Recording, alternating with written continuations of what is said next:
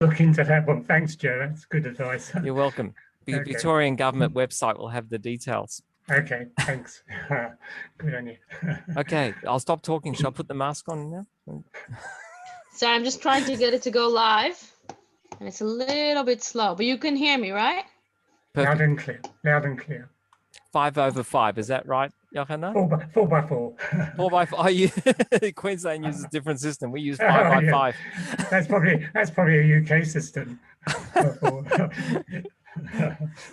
Hey, I think it worked. It's the same 4x4, 5x5. Yeah, whatever. Anyway. All right. So tonight you get me. We're not sure why, but that's what the rabbi wanted. It's like, you got to give one too. But I actually got something interesting because we've got Shavuot. We've got the festival of the giving of the Torah coming up in, was it 10 days? Yeah, 10 days time, because tonight we counted in the Omer 39 and the last one is 49. So we're, hold on. Oh, yeah. Oh, good. So we are 10 days away from Shavuot. So I came across this explanation and whatever, and I thought it was very relevant because we're coming up to Shavuot. So we'll start with, I'm just going to look in, I'm going to try to share my screen. Hold on. How do I share screen? There you go.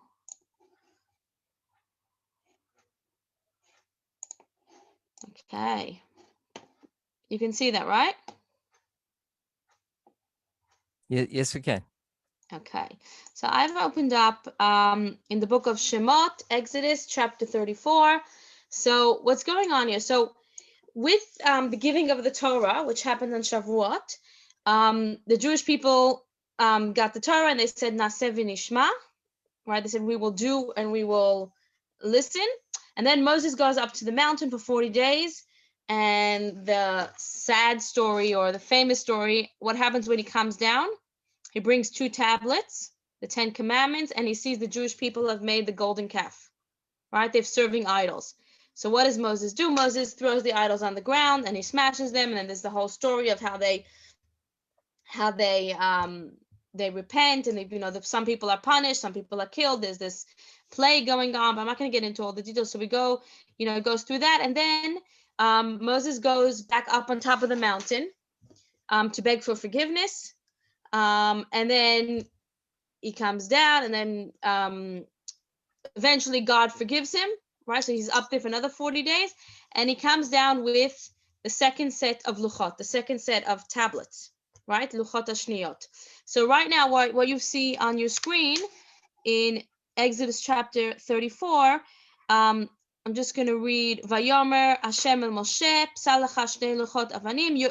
God's telling Moses, and the Lord said to Moses, "Who for yourself 2 stone tablets like the first ones, and I will inscribe upon the tablets the words that were on the first tablets which you broke." Right? So we're standing in the story at the giving of the second tablets, right? Be prepared for the morning, and in the morning you shall ascend Mount Sinai and stand before me on the top of the mountain. No one should come with you. So now I'm just gonna skip a bit ahead, a bunch of psukim to where I want to get to, which is, where'd it go? I'm looking for verse 29 here, 26, 27, 28. Okay, so we've got here, he was there with the Lord for 40 days and 40 nights. He ate no bread and drank no water. You see where I am? Yeah. And he inscribed upon the tablets the words of the covenant, the 10 commandments. And it came to pass when Moshe descended from Mount Sinai, and the 2 tablets of the testimony were in Moses' hand when he descended from the mountain. And Moses did not know that the skin of his face had become radiant while he had spoken with him. Okay, so Moses comes down and his face is radiant, but Moses doesn't know this, right? That Aaron and all the children of Israel saw Moses, and behold, the skin of his face had become radiant, and they were afraid to come near him. Okay, and what happens, I'm not going to continue reading, but what happens is Moses ends up putting on a mask, right? Because his face was scaring them. It was very shiny, right? It was lit up. Now, if you actually look in the Hebrew, so we're back to verse 29. If you look in the Hebrew, for those of you who are familiar with some of the Hebrew language, I'll just go through it because it's important for our discussion. So we've got Vayhi beredet Moshe mehar Sinai, and it, behold, it was when he came down, when Moses comes down from the Mount Sinai. Ushnei luchot ha'edut biyad Moshe, and he's got the 2 tablets in his hands. But it told me now when he comes down, Moshe lo yada, and Moses doesn't know. We don't know what he doesn't know, but he doesn't know something, right? Ki karan or panav. Now this word ki karan or panav, which over here it's translating it as his skin became radiant, is really a big, all the commentators jump in it. What does it mean, ki karan or panav, right? It's not a simple translation of his face was lit up as radiant, because actually karan seems very similar to the word Karen, like horns, right? So you actually, in Rome, in Italy, where I'm from, there's the famous Moses statue made by Michelangelo. Don't know if any of you have seen it, but he made a statue of Moses, and what does he create? He created him with 2 big horns. Now that mistake comes from this pasuk, from this verse in the Torah where it says Moses had these horns. They translating it as horns. The Latin translation and I think the Greek translation translated erroneously as horns, as if he had horns. But all the Torah commentators straight away say it doesn't mean horns, but his face was radiant, was shining with light. And why is he used the word almost like horns? Because Rashi explains the light that was coming out of his head was like 2 rays of light. They were almost like horns because they were rays of light. So that's often, actually once when we were going around, you find in Italy, I was once going around with one of my siblings and he was wearing a kippah, and somebody at the market asked if he wears the kippah to hide the horns, which is just, but I don't know if it was said in an anti-Semitic way. I think it was more of a ignorance, like Jews must have horns. So that's why in lots of people used to think Jews have horns, and I don't know if there's still people like that today, but this is where the mistake comes from. Now we go into the Midrash, so hold on. So we're going to focus on this pasuk that Moses comes down from the mountain and he has light. His face is, karan, or he has this massive light coming out of his face. Now the Midrash, the commentators, hold on, stop the share. There you go. Yeah, that worked. I'm just looking for it. Okay. They say as follows: Umehechan natal Moshe karnei hahod. Where did Moses get this light from? Why was his face all lit up? And they say Rabbi Yehuda bar Nachman says, Ad shaya kotev bekolmus nishtayer kaima ve'viru al rosho mimeno nasu lo karnei hahod. So Moses was writing the Torah. So to write a Torah, you need a quill and parchment and ink. So he was writing with the ink, and he had leftover ink in his quill. He finished the Torah and he had extra ink. So he took it and he put it over his head, on his forehead, and that's what caused his face to light up.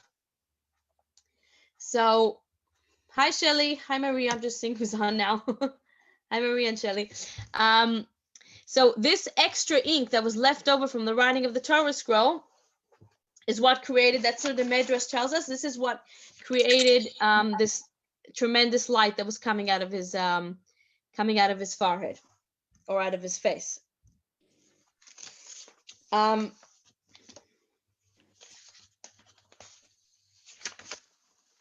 the obvious question lots of commentators will ask is, why was there extra ink? Did God not know how much ink he needed? We write something, we have extra ink, we have too little ink, but you would think God knows exactly how much ink he needs. Why was there leftover ink? Was he cheap on his ink? Was he, why was there extra ink? And a few of the commentators go on to explain how Moses was very humble, as it says in the Torah. Moses was the humblest of all men, ever to live. And therefore, when it came to writing the Torah, and in the actual Torah where it says Moses was so humble, he didn't really want to write it. So he kind of had to write it because he was writing the Torah. So he wrote it chaser yud, which means it was missing the letter yud. The letter yud is the smallest letter of the alphabet. If you look in the Torah, the word V'ish Moshe anav mikol adam, that Moses was the humblest of all men, from all men, is missing a yud. It's missing one of its letters, because Moses was like uncomfortable, so to speak, to write that about himself. So he left out one of the letters, and because he left over a letter, so there was a bit extra ink. That was the ink that was missing. And very similar commentator, a different commentator says something very similar, that in the portion of Vayikra, when God calls Moses, Moses was also very humble and very uncomfortable with writing, God called him personally. So he wanted to write with missing an aleph, Vayakir, which means God chanced upon Moses, like Kara, So God kind of, happened to find Moses. Didn't want to write, oh, God called me personally. But then God said to him, no, you have to write, I called you. So he made a very small aleph. And if you look in the actual Torah scroll, you'll see the word Vayikra has a very small aleph. And we say that's because Moses was very humble, but it's kind of the same thing, is that he made the aleph smaller because he really wanted to write, chanced upon, but so that was where, when you're making a big aleph or making a small aleph, uses more ink. So he had leftover ink. Now, these are interesting explanations, but really, if you look at the pasuk, if we go back to the story where we're at, we're talking about the second tablets, right? So the first tablets, he comes down, he brings them down, no problem. There's no special light coming out of his face, right? We're talking about now the second tablets, after the Jewish people sinned, and he goes back up, he comes down with the second tablets, that's when he has a light. So really, in Chassidut, we explain that the question of the Midrash, the question that the rabbis are really asking is why, not just why was his face aglow, but rather why was his face not aglow the first time? Why only the second time? What was special about these tablets? As a matter of fact, we know that the first tablets were made by God himself, and the second tablets, as we just read before, God says to Moses, make for yourself. Moses makes the second tablets.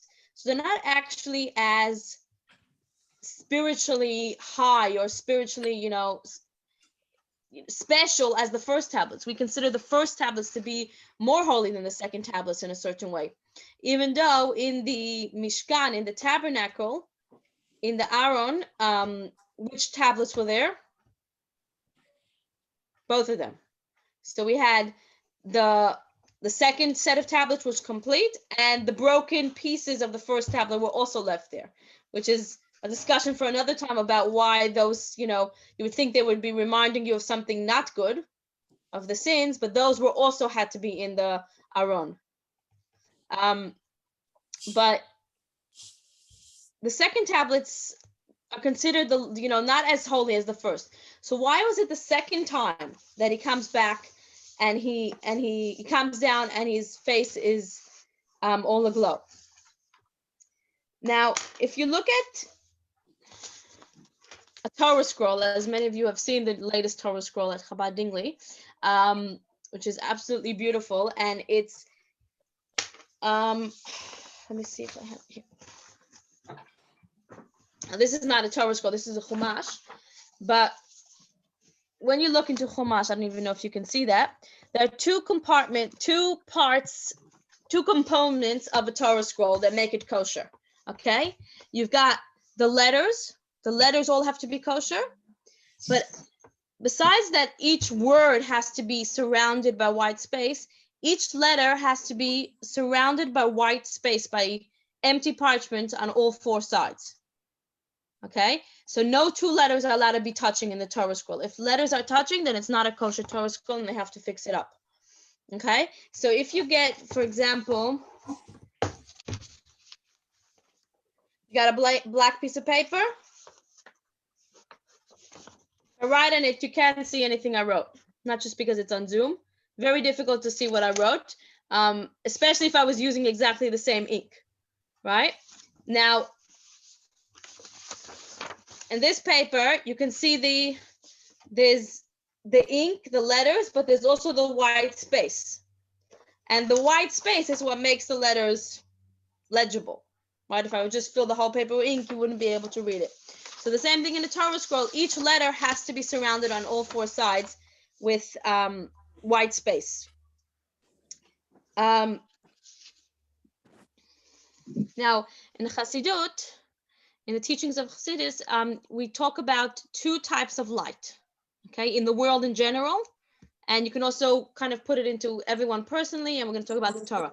So there's an Or Pnimi, an internal light, and an Or Makif, which is a light that surrounds. Okay, so in the Torah scroll, you've got the Or Pnimi, the one that's like the letters, which is the Pnimi, the outward one, the one you see. I say Pnimi is really inward, but the one you actually see, the letters, and then you have the Makif, what surrounds it is all the white space. In a person's life, you would say the Or Pnimi, the internal light, is the personalities, the things you know about yourself, your personality, the way you describe yourself, all the things you know. But the Makif, the light that surrounds you, the energy that surrounds you, is hidden. It's not really something that you know consciously. So you'd call it more the subconscious, okay, or the superconscious, some people call it.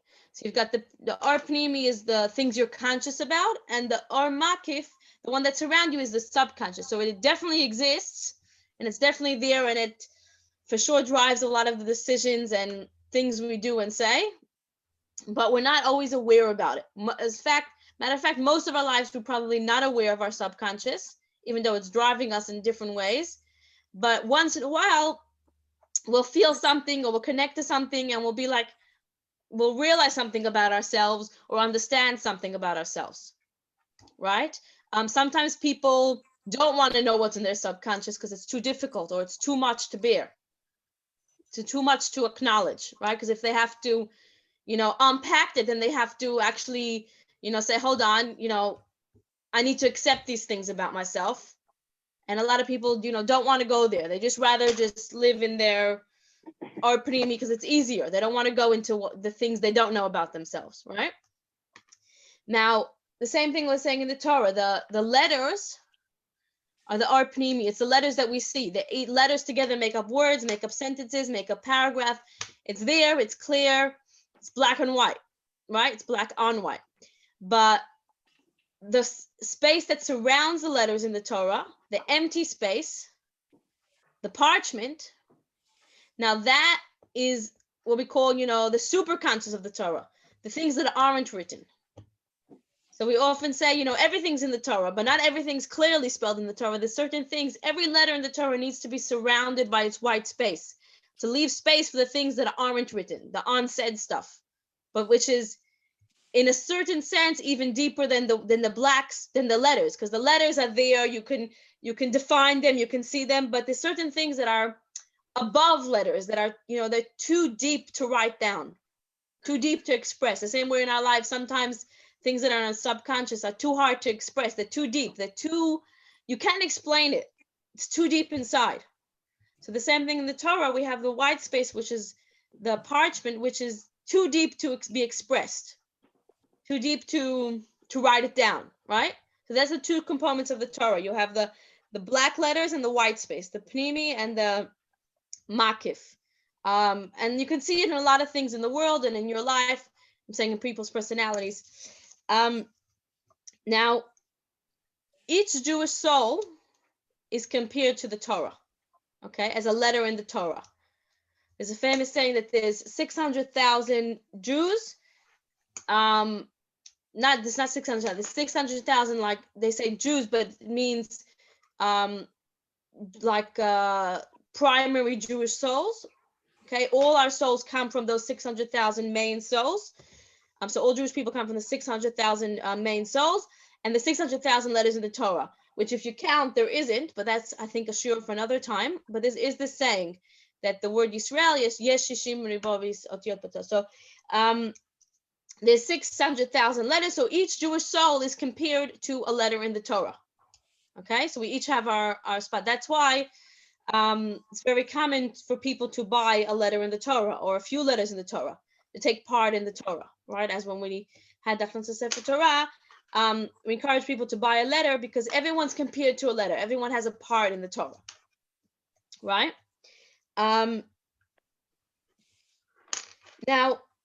if we go back to our story with Moshe, now what happened? There's Matan Torah. God gives us the Torah. He gives us the 10 Commandments.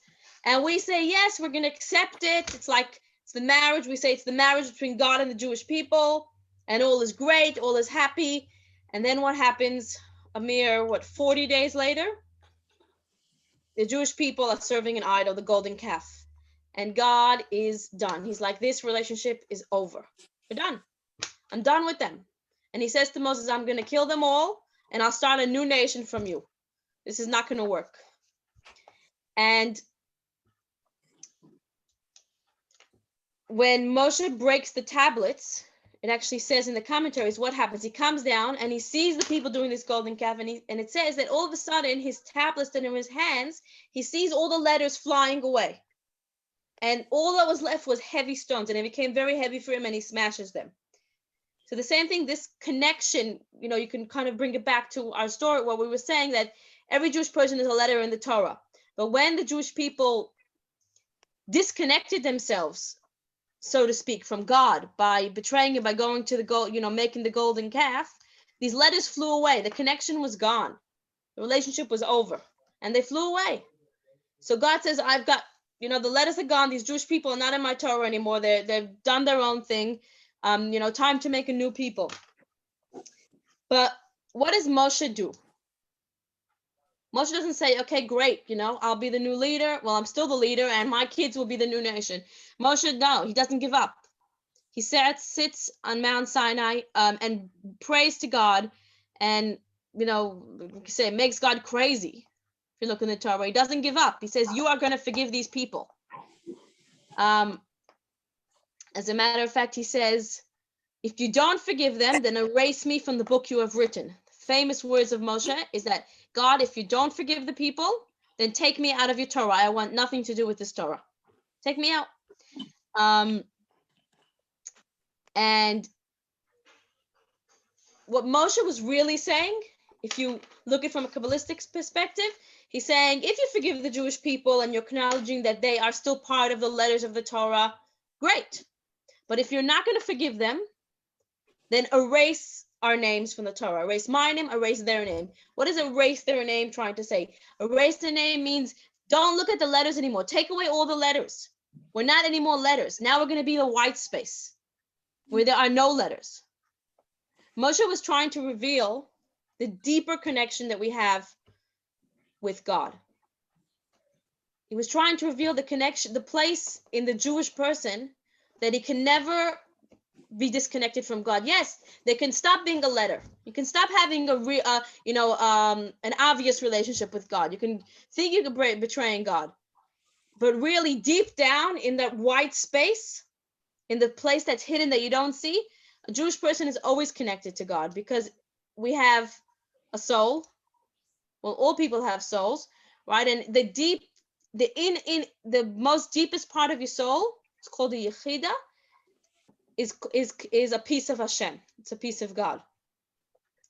And therefore, if you're a piece of God, you can never really truly be disconnected from God. You might seem like it. You might seem like you have nothing to do and you're not a letter anymore. You're not outwardly, practicing whatever. They were doing the golden calf, right?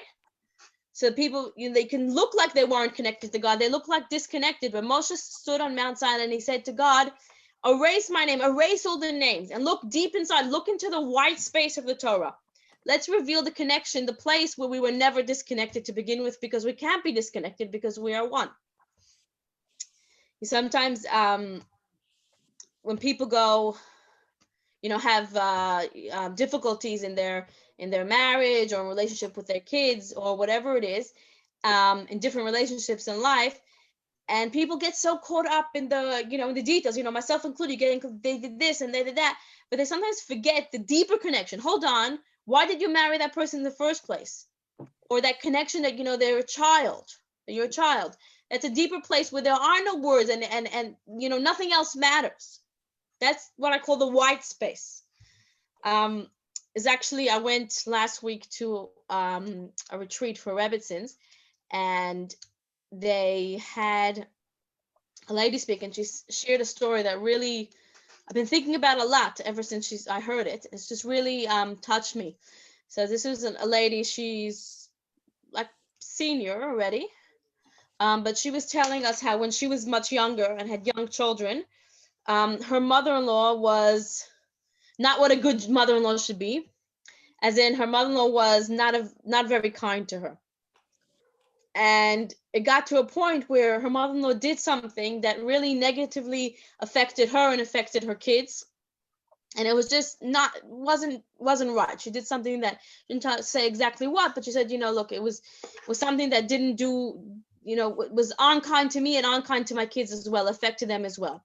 And, you know, she said, look, from there, I learned that some people you need to, you know, be cordial to, but not everyone you have to be very close with, right? Because some people aren't necessarily out for your good, right? So years pass, and she still has, you know, a cordial relationship because it's her mother-in-law, so she has some kind of relationship, but she keeps her distance. And, you know, everyone knows that, you know, that this lady's mother-in-law is not the nicest to her. Now years pass, and her mother-in-law gets to a point where she's getting older, and she's had a few falls, and the doctors tell them, look, she really can't live alone anymore. She just can't. I don't know what you want to do. You want to put her in a home, or, you know, she's not in a position to live alone anymore. And she says, well, then she can come live with us. So she's telling her friends, and, you know, her friends and her family, she's like, I'm preparing a room. My mother-in-law's coming to live with us. And they look at her and they say, what? That mother-in-law, you're letting her live in your house? After what she did to you, you're going to let her move in with you? Like, why are you doing that? She doesn't deserve it. Just, you know, put her, there's lots of great homes out there. Let her go there. Why are you doing all this bother for your mother-in-law? You're going to let her move in? And they were just shocked. And she looked at them and she said, you know, you're right. She doesn't deserve it, maybe. You know, she doesn't deserve it. She wasn't nice to me all these years. But you know what? Forget about her. What are my values? What do I care about? What do I want to model for my children? My children are looking at me. And they're looking, you know, are we nice to people because they're nice to us? Do we give to people and take care of older people because they were once nice to us? Or are we kind to them because these are our values and these are our morals?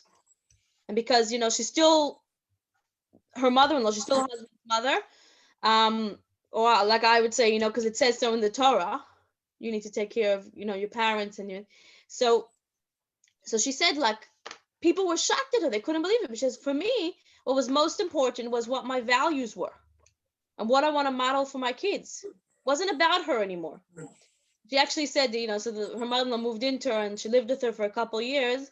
And she said it was the best thing ever because they ended up making up and becoming really close before her mother-in-law passed away. So the story that really touched me, and I think it really, you know, fits into this concept as well, is that if we take away all the letters, okay, the Jewish people, they did the golden calf, but Moshe says to Hashem, forget about all the things they did. Forget about all the, you know, all the betrayals and, you know, and the relationship and all that. Let's go into the white space where it doesn't say anything, where there's nothing else, to the core of the Jew. And in the core, they can never be distant from you. They can never be disconnected from you. A Jewish soul can never be disconnected from God.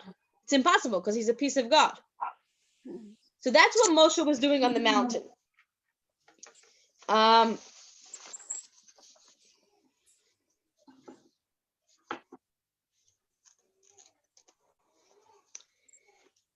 Now, when Moshe was writing the Torah scroll, we said he had extra ink, right? This ink, the fact that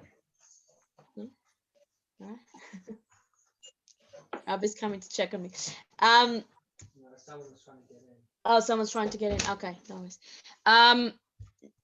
What was I saying? Okay, so Moses writing this Torah scroll, right? And we say he has extra ink. Now this ink, from the mere fact that he didn't put it in the Torah scroll, right? So if he would have put it in the Torah scroll, he would have had a black paper. The mere fact that he held the ink back and left it in the quill, that authors the white space.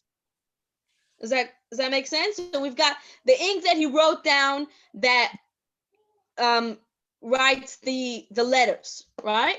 Then there's the ink that he didn't put in, the one he held back, that authors our white space. By not putting the ink in, he makes the white space.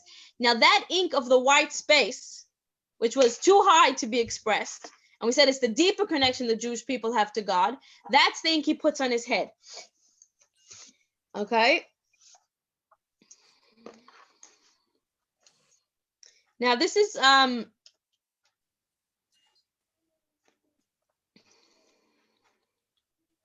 sorry.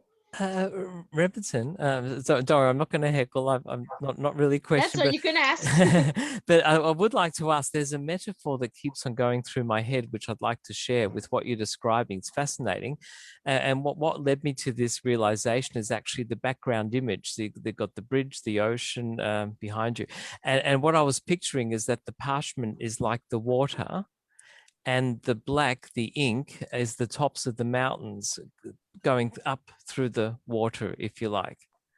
And so the letters is what's visible, or like an iceberg, what's visible above the waterline is the letters in the Torah, but that's only a tiny part of what's actually there. The rest is immersed underneath. The rest is what we can see. Yes. But yeah, but there's sometimes more underneath than what's on above. So the letters are just what you say, what you see, but the deeper connection is often what we see underneath, where it's more of it, right? Absolutely. So the letter, each letter only represents the very top of quite a significant mountain of information or knowledge, and the rest is below the surface of the parchment. Yeah, like that. Well, the fancy picture we have in the back, I think that's what, San Francisco or something? Yeah, the Golden Gate Bridge in San Francisco. Yeah, don't know where that came from. Yeah. And I was seeing the letters as islands, I guess, islands in this sea of parchment. Of parchment, yeah. Now, so going back to our story, so Moshe's come, we said, okay, he goes back up and he says, God, just, recapping, he says, if you don't forgive them, because there are letters in the Torah, they're not, you don't see but we don't see them as letters anymore because they've broken this relationship. So now let's see them as the white parchment, right? And this is, look at the deeper connection they have with you. And this is this Mesirat Nefesh, this self-sacrifice that Moshe had to reveal the blank parchment, to reveal this connection that the Jewish people have with God. That's what gives him the glow. Okay, so he doesn't get the glow during the first tablets. What did he do? He goes up to the mountain. What did Moses do for the first 40 days before he came down with the first tablets? He sat and he learned the entire Torah. God taught him the whole Torah. Okay, so Moses, can you imagine, he's sitting with God. God is his teacher, and God's teaching him the entire Torah. He must have been on a tremendously high spiritual level. But he comes down with the first tablets, very spiritual man, knows, crazy amount of stuff, right? But doesn't have a glow. When does he get the glow? He gets the glow when he goes up for the second 40 days, and he spends 40 days making God crazy, saying, God, you got to forgive these people. And when he's able to get to the level where he's able to reveal this deeper connection of the Jewish people with God, that's when he gets his glow. Okay, so it's not his learning is amazing and it's very important, right?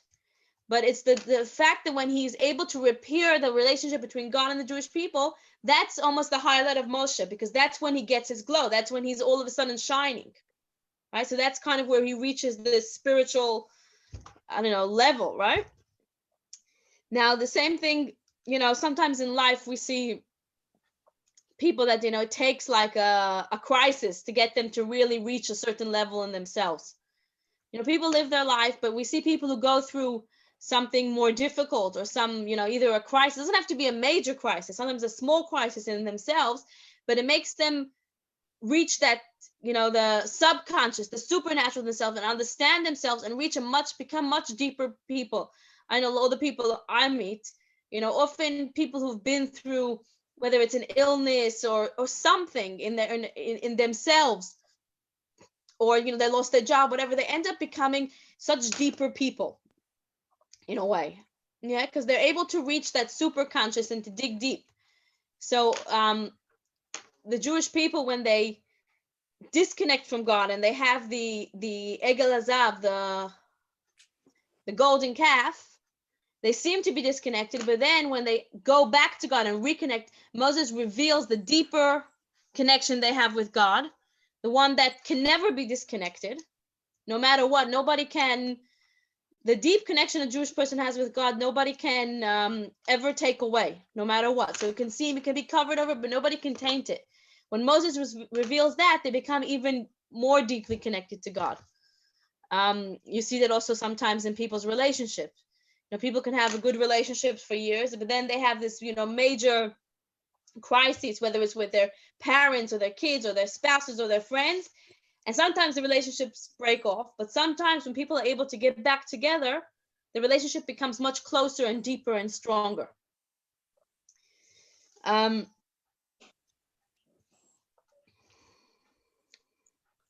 There's actually something very interesting I heard this week about the prayer that we say in the morning.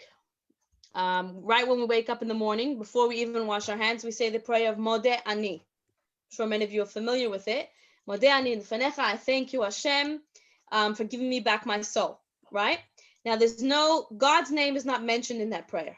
Most of our prayers, or say a lot of our prayers, have God's name. Modeh Ani doesn't have God's name because it's said before we wash our hands even. But I saw this, I heard this mystical explanation of Modeh Ani, that Modeh Ani is this prayer that we say in the morning where we acknowledge God and we say, I am thankful to you for giving me back my soul, is so holy that even our impure hands of the morning can taint it. So we can say it even before we wash our hands. And it doesn't even have God's names because it's like beyond that. So it's the same concept of that empty space. Modeh Ani is the connection we have with God that is beyond impurity. It can never be tainted. It doesn't need, the washing of the hands. It's above all that. When we say, I acknowledge God for giving my soul, because the soul comes from Hashem. That is the inherent connection we have with God. So I'm coming up now in 10 days to the giving of the Torah, Matan Torah and Shavuot. We will be having, as I'm sure many of you will see or have seen, we'll be having an ice cream party and cheesecake and all that. But I would love to also stop on this day and think for a second, is that, what is our connection to God? Beyond all the cheesecakes and the ice creams and beyond the letters. We're all letters in the Torah, but beyond that, even deeper than that, the connection that we have to God that can never be disconnected, to the place, if we can think about for the connection to God that we can never, the place where we can never disconnect. There's also, there's a saying that b'makom shebalei tshuva omdin en tzadikim gmurim yochlim la'amod.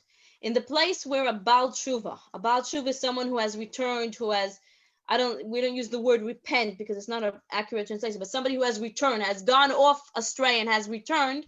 They say even a tzaddik, a righteous person, completely righteous person, can never get to the level of somebody who has strayed and come back. Now, why is that? Because a righteous person is like, he's a perfect letter in the Torah. He's a gorgeous letter in the Torah. But somebody who has, gone off the path, strayed away, messed up the relationship, when he comes back, he's discovered the deeper connection that can never be disconnected. He's found the white space in the Torah. And that's why we say that people who have, gone astray and come back are in a deeper level. And every person, we say that when Mashiach comes, when the Messiah comes, he's going to take even the tzaddikim, even the most righteous, and he's going to make them do tshuva. He's going to bring them back. Why? Because everyone in themselves has to go and find that deeper connection that's beyond just being a letter. It's beyond our regular connection, but it's about finding the deeper connection and the connection that can never, the places where we can become closer to Hashem. Yeah, any questions?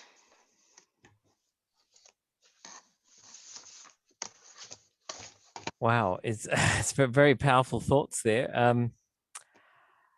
I'm fascinated again by the concept. I'm just relating it to a secular example I was given a while ago about what defines a donut. And, when people make a donut, sometimes they make a complete thing, then they cut the middle out, and that makes the donut. But the thing that you cut out from the middle, what's that called? Does it have an identity? Sometimes things are identified by the boundaries around them rather than what they are.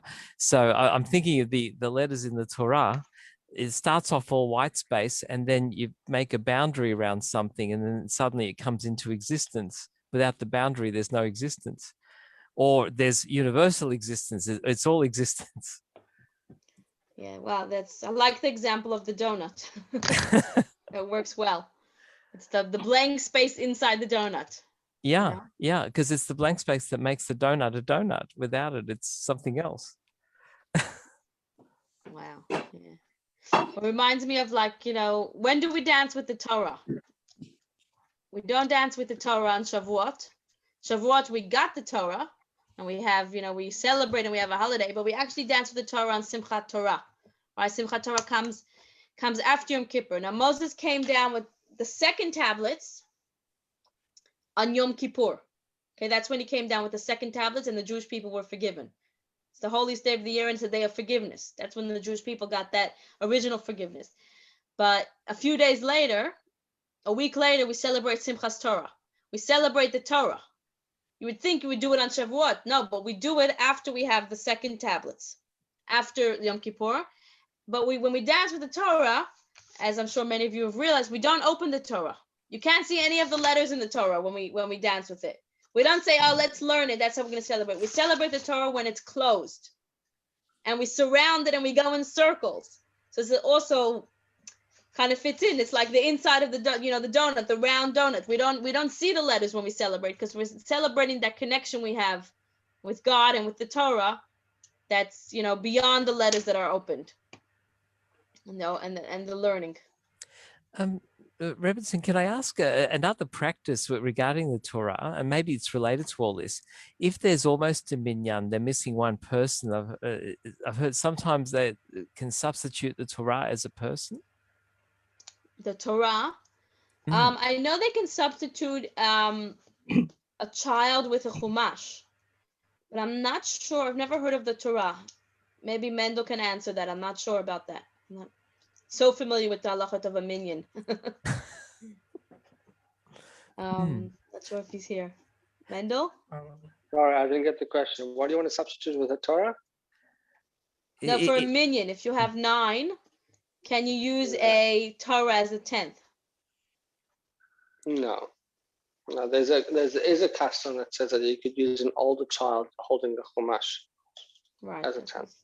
That's an accepted. If you have an older child holding the chumash, then it could work. So that's, I suppose, when you take the two things together. And some people don't hold of that. Yeah.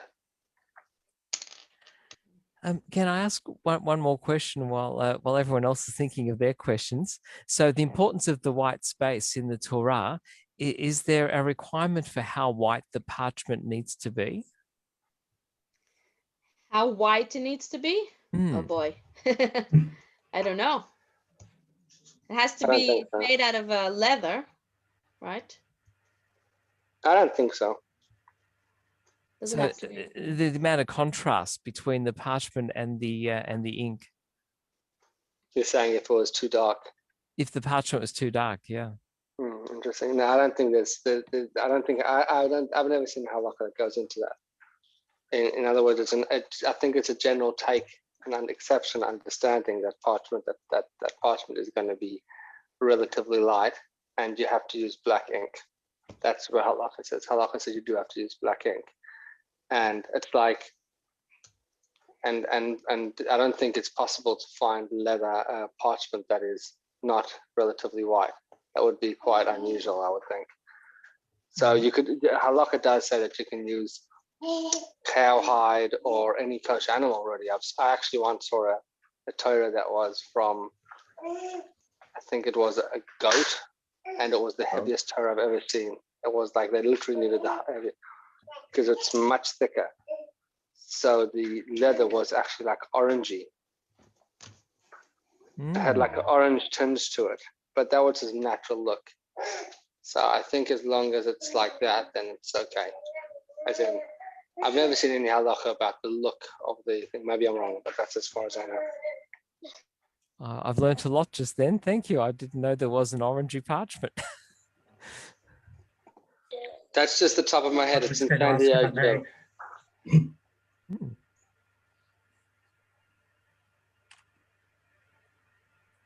Go ahead. Hi, I was just going to ask a question, if I may, about, we're talking about the depths of the Torah.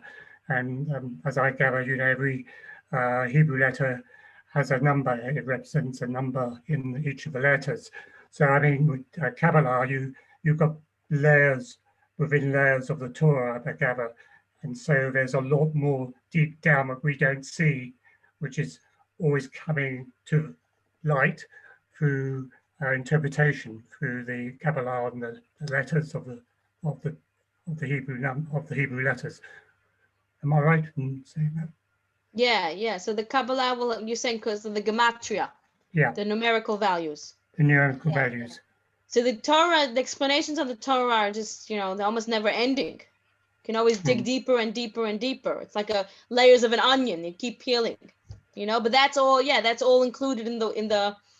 Well, now that Joe brought it up, I don't know if I should call it white space or empty space, because maybe it's not white. It could be orange. So it could be empty space. It's all included in the empty space. That's not in the letters. Yes. Thank you. I think the shiur was called empty space, not the white space. I've been saying white space, so. Yeah. So I guess we're saying that the so-called empty space is anything but. It's actually a space that's incredibly full. It's incredibly full, but it has to be empty, because if you spell it out in letters, then it loses some of its meaning. Does that make sense? It's too what's it called? Too spiritual, too high to write out, spell out. That's why I like the phrase the white space, because white in the spectrum, white is what you get when you mix all the other colors together. Yeah. But we've kind of said it doesn't have to be white. So yeah. Absolutely, Jerry, you're right. I mean, when you think about the whole spectrum of all the colors makes up the white, doesn't it? So it has a meaning when you think of all the colors coming in. White space. Yeah. To a white space. Very interesting. Yeah. All right. Is there any other questions? Otherwise, I'm going to say good night. It was. Thank you. Very, very good. Very interesting. Thank you, Chaya Mushka. Very interesting. Fascinating. Thank you for joining, Shelley. Have a good night. Thank you. You too. It was wonderful. Thank you so much. Welcome. Thank you. Have a good night. I think you have the job. The job's yours. No, thanks. Very good. Thank you. Very good job. Thank you. Thank you. Okay, bye. Bye. Bye. Bye.